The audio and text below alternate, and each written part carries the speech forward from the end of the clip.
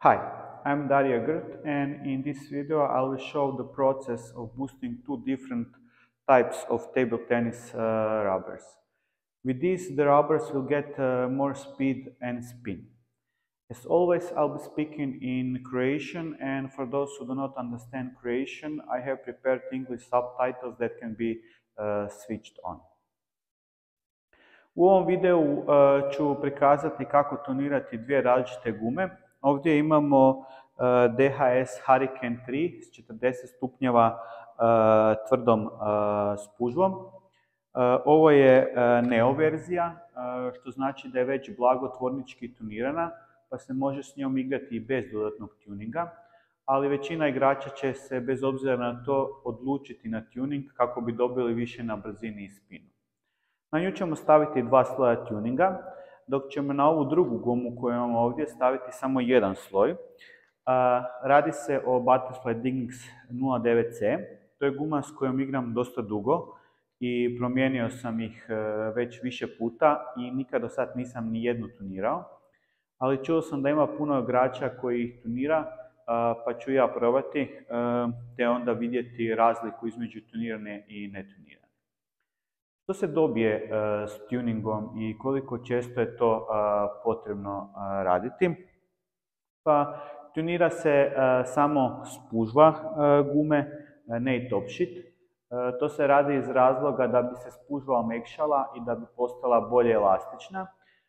Time se dobiva na brzini i spinu gume. Što se tiče boostera, ima ih različitih koje možete kupiti u dućanima sa stolnoteniskom opremom. Najpoznatiji europski je francuski Falco Tempo Booster, dok je kod kineskih najpoznatiji Haifu Simoon, kojih ima u dosta različitih varijanti. Tako ovisno o boosteru kojeg nanosite i u koliko slojeva, tako i visi njegovo trajanje, odnosno efekt, koji može biti od svega par dana do mjesec ili dva. Ako na brzinu želite tunirati gumu, a ne želite trošiti novce, možete iskoristiti i baby ulje koje možete nabaviti u svakom dućanu u mješovitom robu. Ja ću koristiti Falco Tempo Long Booster, ali ovaj ovdje je otvoren prije par godina i nisam ga baš koristio, pa pitanje je koliko ćemo uspjeti dobiti iz njega, jer preporuka je da kad se jednom booster otvori da se potroši u roku od godine dana, a ovaj je otvoren prije 4 do 5 godina. Booster možemo nagniti direktno na spužvu i onda će on više proditi u spužvu, ali guma će se jako iskriviti i treba će joj nekoliko dana da se ponovno izravna.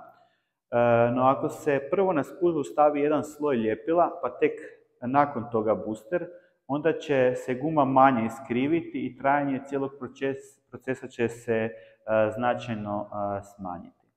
Tako ćemo prvo na Dignix staviti jedan sloj ljepila i pričekati da se osuši, dok na Hurricane 3 neću stavljati ljepilo, jer on već dolazi s ljepilom, samo je potrebno skinuti ovu foliju.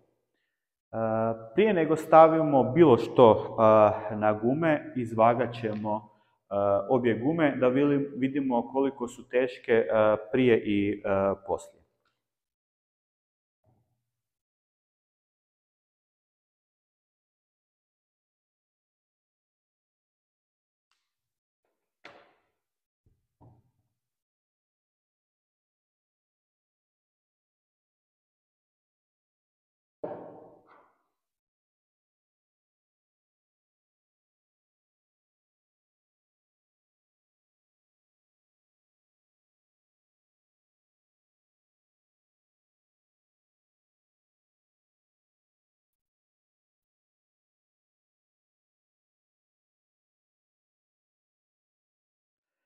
Evo, ljepilo se na Dignixu posušilo nakon 5 minuta, pa možemo staviti jedan sloj boostera i ostaviti tako 24 sata.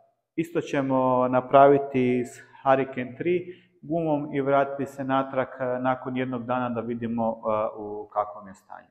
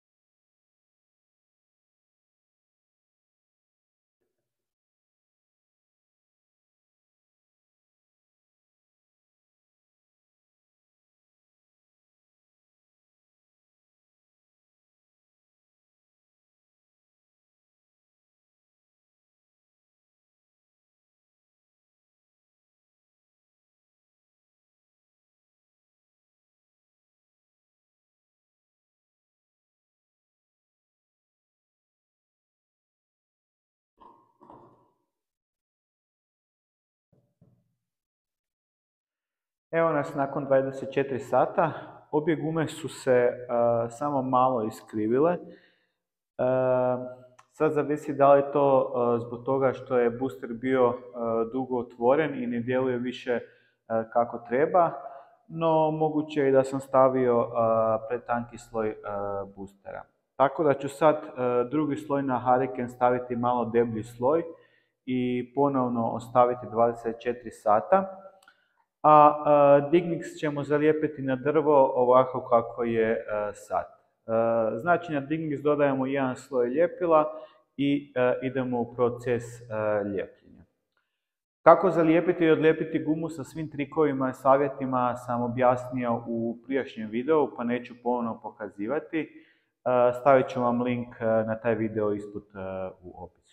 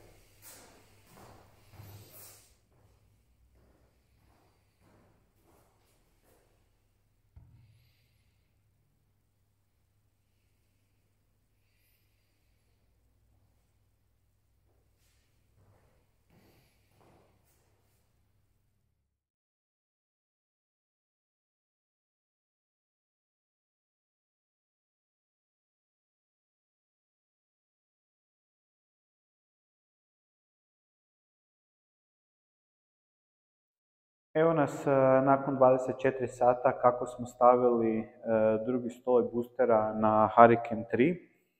I kao što možete vidjeti, guma se dosta iskrivila i bilo bi najbolje da ju još jedan dan ostavimo da se bolje izravna kako bi ju lakše zalijepili.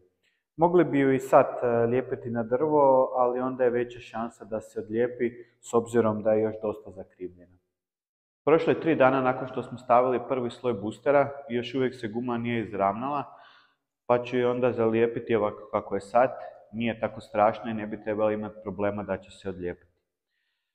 Tako ću onda na ovu Hurricane 3 gumu sad staviti jedan malo deblji sloj ljepila, ostaviti da se posuši, izvagati gumu prije nego ju zalijepimo na drvo, te nakon što ju zalijepimo i izrežemo, ponovno izvagati cijeli reket.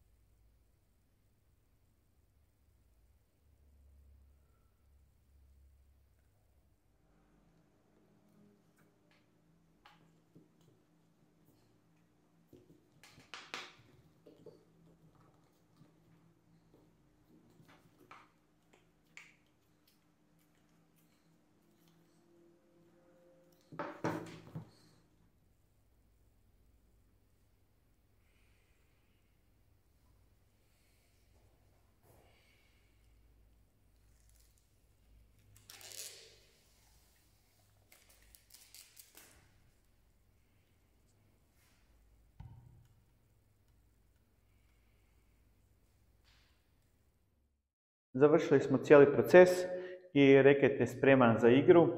Ukratko da ponovimo, na Dignix 09C je prvo stavljen jedan sloj ljepila, pa jedan sloj Falco Tempo Long boostera i nakon 24 sata smo stavili još jedan sloj ljepila i zalijepili gumu. Na Hurricane 3, s obzirom da on već dolazi s tvorničkim ljepilom i da je blago toniran, smo odmah stavili jedan sloj boostera, te nakon 24 sata još jedan sloj. 48 sati kako smo stavili drugi sloj boostera, smo stavili jedan sloj ljepila i zalijepili gumu na drvo. Teško će vam neko reći točan proces, jer ovisno o gumi koju tunirate i ono što želite dobiti, toliko slojeva boostera ćete staviti. Ja sam sad prvi puta tunirao Dignix i stavio sam jedan sloj boostera, pa ću vidjeti kako će to biti. Mislim da će to biti dovoljno, jer zadnje 2 godine igram s Dignix 09C bez boostera i bilo je do sad ok. Sad ću vidjeti kako će biti s tim jednim tankim slojem boostera. Što se tiče Hurricane 3, ovo je Neo verzija koja je već tvornički tunirana i spužva je 40 stupnjeva, što meni i nije tako jako tvrdo za forehand, pa mislim da su 2 sloja boostera za mene idealna. Evo, ako imate kakvih pitanja, pitajte ispod u komentarima. Također, ako vam se svidio video, kliknite na like kako bi što više ljudi vidjelo video, te ako se još niste, pretplatite se na kanal i slijedi puno uzbudljivog stalno teniskog sadržaja. Do sljedećeg put, uživajte u pinganju.